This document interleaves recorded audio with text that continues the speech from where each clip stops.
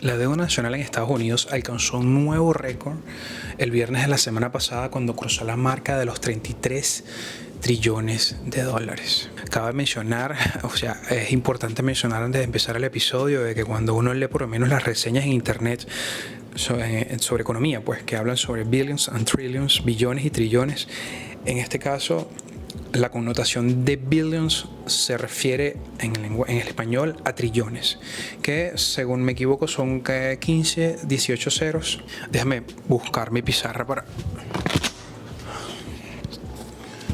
A ver, sería algo como esto. A ver si lo ven aquí.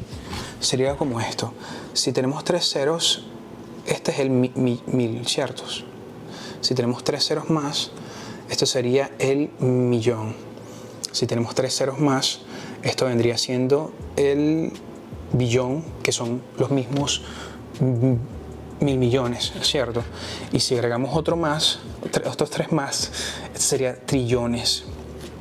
Trillones, que en inglés, cuando uno lee en internet, se refieren a él como billions. Eso es lo que quiero decir, que en realidad estamos hablando de 1, 2, 3, 4 por 5, 4 por 3, 12, como 13 ceros. 13 ceros, trillions, ese es el nivel de deuda norteamericano. Que cada vez que leo sobre la deuda norteamericana me parece una locura. Sin embargo, vamos a estar hablando de la teoría monetaria moderna, que habla sobre precisamente la versión antagónica a lo que yo pienso. Pero vamos a ir allá en un rato. Fíjense que la cifra exacta la he puesto en el título.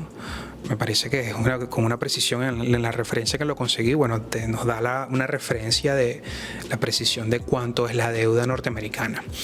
Es un 54% más alta que hace 5 años y pone en evidencia la incapacidad pues, de los gobiernos y de los partidos para gestionar el gasto, que creo que es una de las cosas medulares y más importantes a la hora de votar.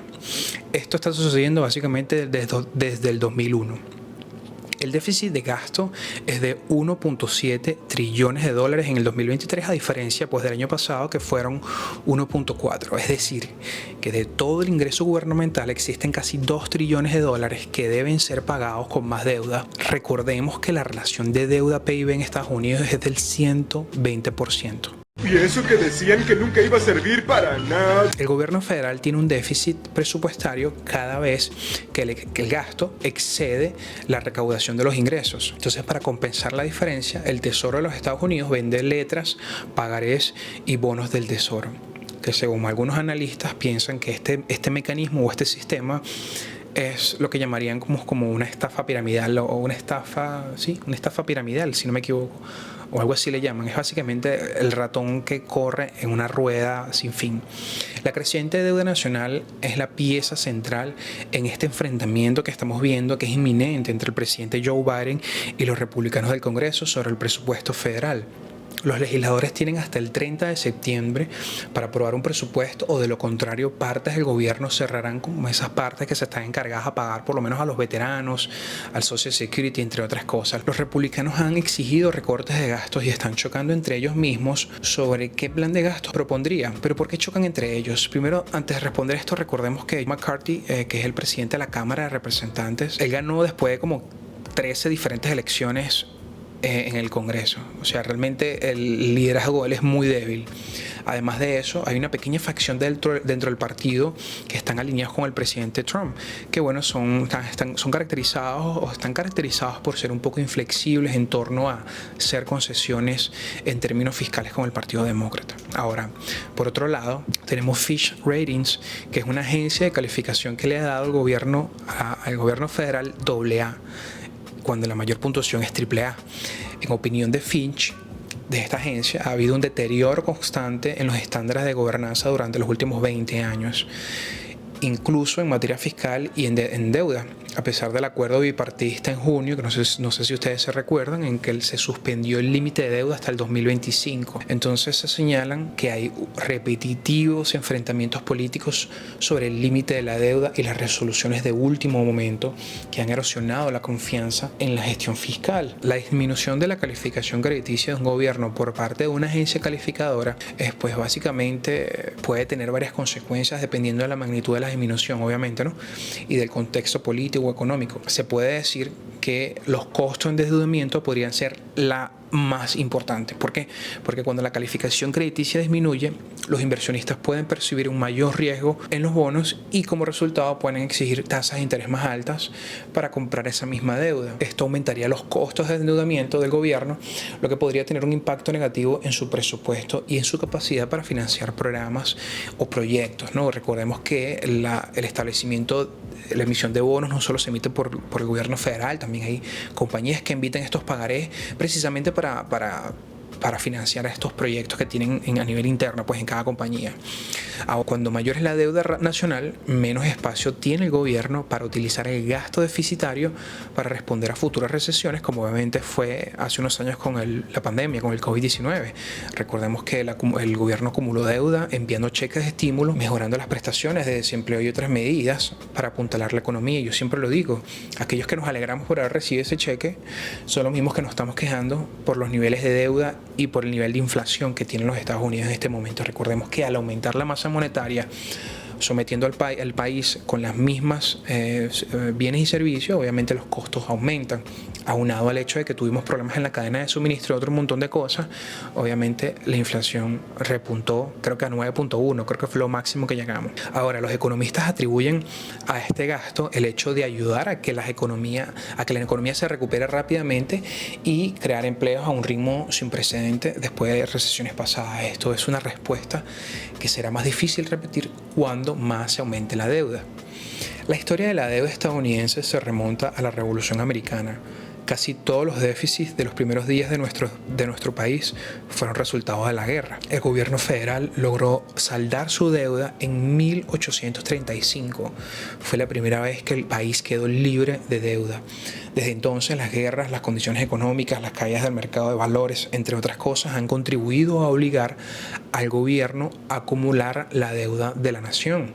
La visión más generalizada entre los economistas es que esta deuda de la nación puede convertirse en última instancia en un problema, pero no es un problema que debamos afrontar equilibrando los presupuestos ahora mismo. Los bonos del gobierno estadounidense todavía se consideran las inversiones más seguras del mundo y décadas de predicciones sobre la ruina del mercado de bonos aún no se ha hecho realidad. Una visión de los déficits y la deuda pública que ha cobrado importancia en los últimos años está relacionada con la teoría monetaria moderna, que es aquí donde quería llegar. Los defensores de la teoría monetaria moderna, generalmente economistas y políticos liberales, argumentan, entre ellos obviamente la Secretaría del Tesoro, argumentan que los déficits y las deudas generalmente no importan porque el gobierno, a diferencia de un hogar, pues puede simplemente imprimir dinero. Esto es una locura cuando yo lo leí. Obviamente no soy un experto en este tema, en teoría monetaria moderna, pero bueno. Como he dicho antes, la deuda nacional se saldó en 1835, estamos hablando de hace más de 180 años atrás, y esta es la única vez en que el presupuesto nacional estuvo en saldo cero. Desde entonces, bueno, el país ha tenido muchos déficits y la última vez que Estados Unidos tuvo un superávit, por cierto, también fue el 2001. Superávit es cuando los ingresos son mayores a los egresos, a la deuda, a lo que hay que pagar. Otro dato interesante es que según datos de la OECD, como porcentaje en relación de deuda a PIB, el país con un nivel de deuda más alto nacional es básicamente Japón, que tiene 255% en su relación de deuda a PIB. Desde una perspectiva macroeconómica, la deuda nacional en Estados Unidos es un tema que requiere una atención seria y soluciones a largo plazo. Si bien la teoría monetaria moderna y otros enfoques pueden arrojar luz sobre formas alternativas de abordar la deuda, la gestión responsable y sostenible de las finanzas públicas siguen siendo fundamental para garantizar la estabilidad económica y la capacidad de respuesta en tiempos de crisis, me parece. Quiero que me dejes en los comentarios tu opinión acerca de si la teoría monetaria moderna tiene sentido para ti. Ya una vez Janet Yellen, la secretaria del Tesoro, dijo a los medios de comunicación que deberíamos abolir el techo de la deuda. Esto me parece que es lo peor que se puede hacer porque le estamos dando rienda suelta a que los políticos administren el dinero nosotros y la deuda como les dé la gana. Pues otra cosa que estuve leyendo en algunas de las reseñas es que hay mucha gente que está interesada en que el gobierno de los Estados Unidos mantenga niveles de deuda elevados porque uno de los activos de mayor rendimiento y de mayor seguridad son los bonos del Tesoro. Entonces, manteniendo deuda, en teoría, se puede decir que se puede seguir emitiendo bonos, que estos bonos emiten un interés para mucha gente, quizás para usted y para mí, que vivimos el día a día y no suene algo loco, pero hay muchos millonarios y mucha gente con mucho dinero que tiene miles de millones de dólares en bonos y obtienen unas primas de 5 o 6% por ese dinero invertido.